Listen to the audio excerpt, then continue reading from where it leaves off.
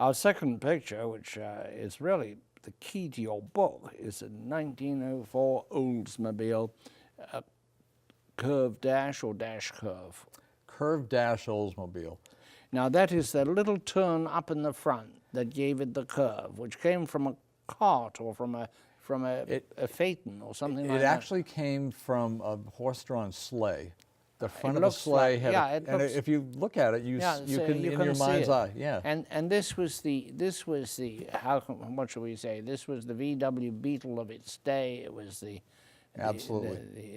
Ford before Ford took the lead. In 1904, the year that that vehicle was made that you've shown in that picture, in 1904, that model car was the best-selling car in America, by far, and it only sold 4,000 models. Now tell us about it. I looked at the one that you had on display. It's obviously restored. It's in beautiful condition, but it has a single-cylinder engine, about what, 7 horsepower, 6 horsepower? Oh, 7 horsepower. What your Honda lawnmower today would put out, your gas-powered lawnmower. And a tiller instead of a steering wheel. They didn't have steering wheels in many vehicles at that time. Steering wheels were known, though, because ships had wheels. Correct, but they hadn't yet adopted that technology to most cars. So it was a tiller. It was like a tiller. I looked at the actual steering, and not so different from what we had years later, the basic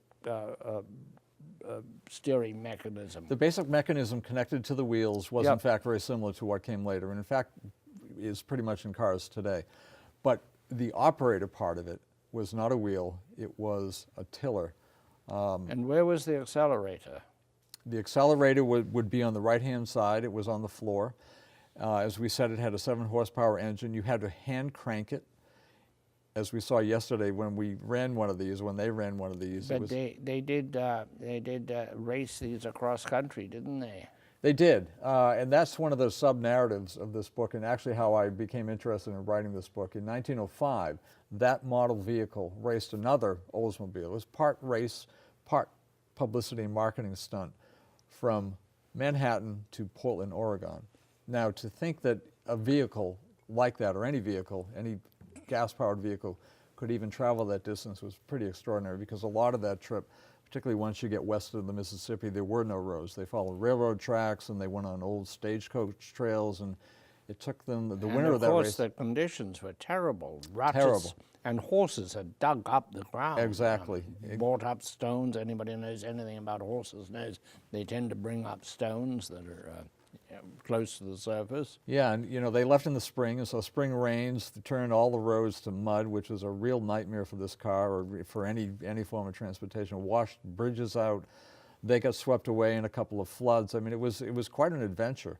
And that was actually one of my more enjoyable parts of research here, was chronicling that race in 1905. Henry Ford, legendary name. He was a little bit of a slower starter, wasn't he? He had 2 or 3 companies that failed. He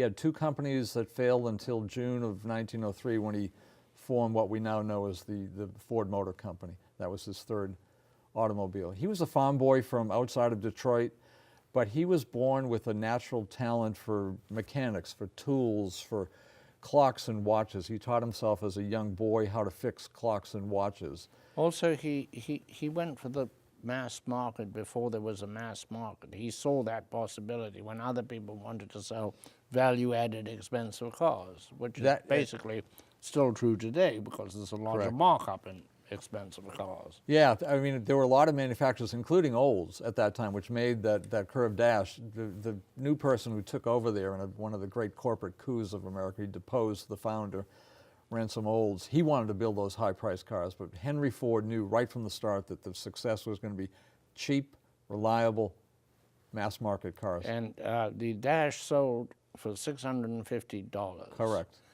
Ford envisioned a $400 car. Did that come to pass? No, it did not come to pass at $400. He sold the model at $500. He was pretty close to that price point.